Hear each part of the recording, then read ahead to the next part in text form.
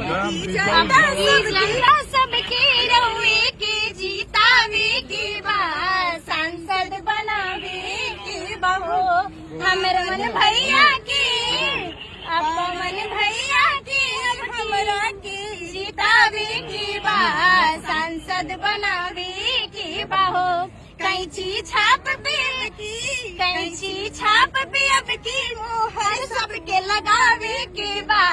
सांसद बनावे के बहो कारा काट में झंडा पावन भैया के फहरावे के बा